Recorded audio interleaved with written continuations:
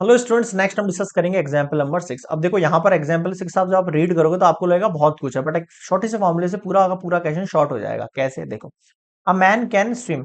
अब देखो, जैसे हम बोट यूज करते थे ना, अब ऐसे बोट यूज ना होके मैन यूज हो रहा है ना, तो हम इसको एज अ बोट मानोगे आप, है ना। A man can swim a certain distance down stream in 3 hours. Down stream के अंदर जो ये टाइम ले रहा है वो कितना ले रहा है? 3 आवर का ले रहा है, ठीक है। तो मैं लिख लेता हूँ यहाँ पे time for down stream, down stream, जिसको मैं T1 मान रहा हूं, मेरे पास 3 आवर्स है। And return back the same distance up stream,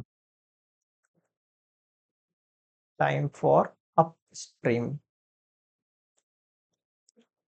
इसे हम T2 मान रहे हैं, जो कि आपके पास 6 आवर्स, ठीक है। If the speed of stream आपको दे रखी है,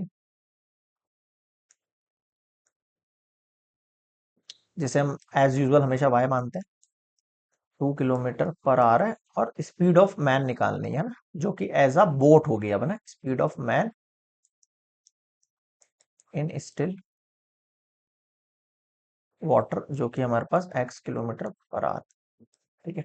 अब जब भी आपके पास T1 T2 दे रखा हो और x और y में से x दे रखा हो या फिर y दे रखा हो, कोई एक वैल्यू फाइंड करनी हो, तो यहाँ एक छोटा फॉर्मूला यूज कर सकते हैं हम। क्या? According to formula,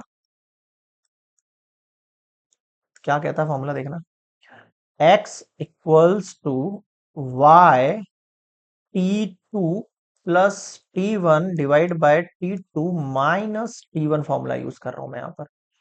x equals to y की वैल्यू कितनी है? 2, T2 प्लस T1 यानी 6 + 3, और ये 6 - 3, समझ रहे हो? 6 + 3 9, 6 में से 3 गया 3, कितना हो गया?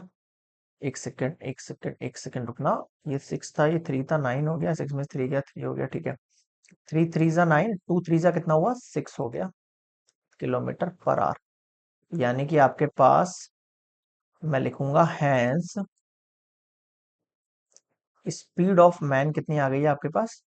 6 km/h। अब देख रहे हो आप किस तरीके से हम केवल एक फॉर्मूला से, मैं इसको बिना फॉर्मूला भी सॉल्व कर सकता हूँ, ऐसी कोई बड़ी बात नहीं है।